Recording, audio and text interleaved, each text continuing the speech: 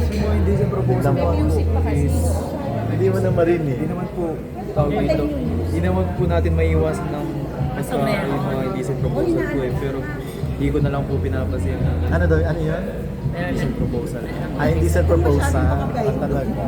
Hindi siya proposal ka na agad. Grabe ka. Oh. Binabasa mo lang. Binabasa ko lang. Tapos paano ka nagre-react na? Ano yan? Wala po. Hindi ko lang po Dead ma.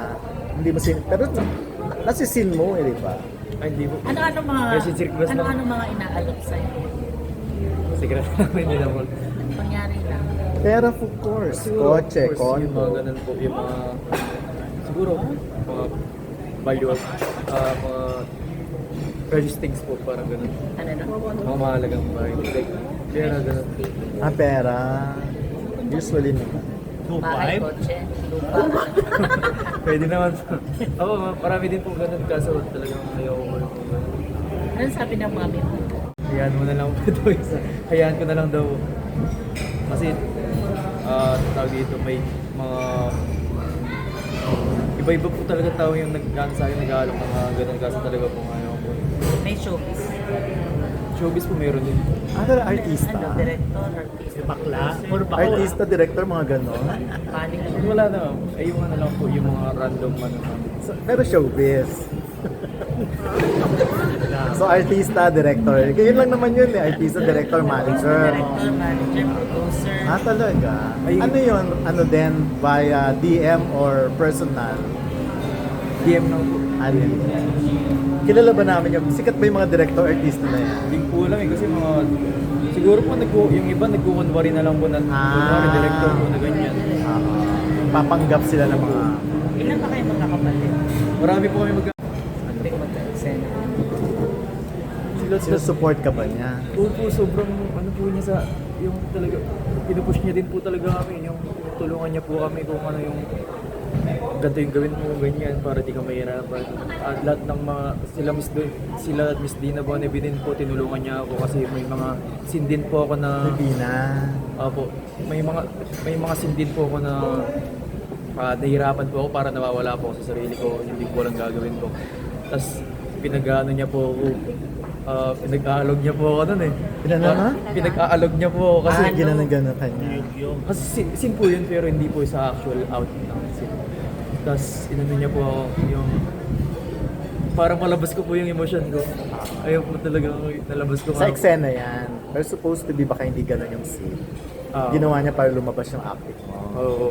So kanino ka mas natakot sa cast? Wala na po, sobrang bait po lahat nila sa akin. Since siguro kung sa mga ibang artist po na ano, kailangan po talaga na respetuhin mo po yung kada tao na nasa paligid mo kung gusto mo pong marespeto. Parang ganun lang din po yun. Kaya sobrang sila Miss D, ay yung mga co-actor ko po, ay mga actresses din po is sobrang na ano lang po talaga sila. Yung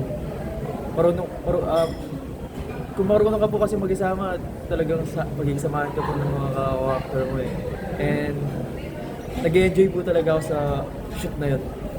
Jason, ang gagawa sa iyo ganun kanina. Kaya na po kasi dati yun eh, dapat po kay Tito Ogie Alcacid po talaga yung role na yan.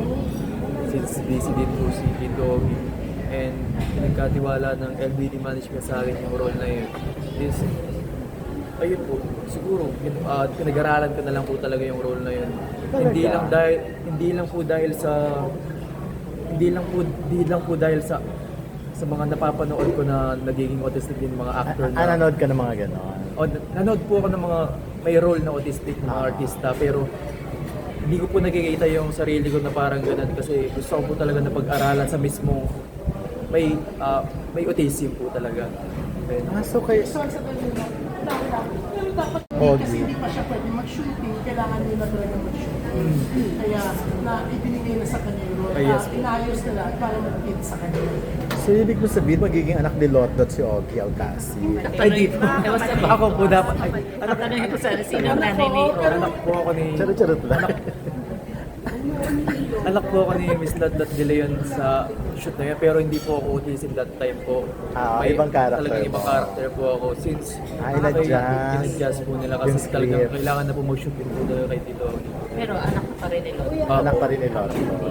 So inayos na lang. Inayos Pinagsama na yung anak ni Lot na isa tsaka yung character niya. Binigay challenge. Performance. Paano, Pwede mo ano mag- masasabi mo dun sa performance? Kasi base sa kwento mo, parang take one ka lang. So parang sinasabi mo na magaling ka. Hindi naman po sinasabi na ayun magaling na mo. Pero may mga pag may nagsushoot po kasi ako is after ng shoot po, after ng scene, is tinatanong ko po agad si Direk Louie kung maayos po ba yung ano ko, yung mga ginagawa ko, yung role ko kung na-project ay na-execute ko ba na maayos. Pero wala naman po akong narinig na hindi maganda yung ano ko. Pero I think nagawa ko po yung best ko bilang isang Patrick po sa role na yun. Pasado na. Yes po. Okay, so, ano ka pala napasok mo din? Gardening ko. Yung LBC, Ba't lagi ka take two? Take one lang dapat mga tanungan. nagkilala ay tawag dito. Na-discover po ako ng LBN management since nung sumali po ako ng hindi po, ng bench body of work po. Eh, nagkita po ako doon nila, dito Fred ko, yung LBD management. Tapos, Doon ka na-discover doon po na ako LB. discover. Eh, siguro, si Papa ko po yung kasi nakausap nila eh, pero ayun po, pinagkatiwala po ako ng tatay ko Sa L sa side. LBD management. Pero ngayon po, sobrang bait po talaga ng LBD management kasi binibigyan ka po ng oras, ganyan, lahat ng ano, na parang ma-develop ka lang po talaga bilang isang actor. So pasisikatin ka talaga ng LV. Po. Pwede ka magpasok. naman. As in, wala naman pong role na kailangan i-judge po kung talagang gusto mo po yung gusto mo po yung trabaho mo, gagawin mo po yung kahit ano. Pero Jason, ito ba na? Diba may offer sa'yo for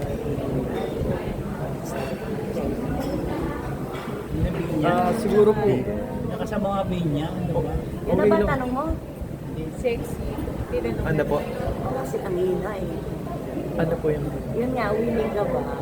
So magpa-sexy siya. Oo, or yung ka-BL ba? BL? BL. Iba yung pa-sexy, iba yung BL. Yung tawag dito, yung management ko na po yung bahala sa akin kasi since may tiwala naman po ako sa kanila na kung ano po yung maayos para sa akin is doon po ako. Yung LBD management lang po yung decision. Pero kung ikaw, okay sa'yo. Okay lang po. Basta sinabi ng management. Yes po. Okay lang po. Gagawa.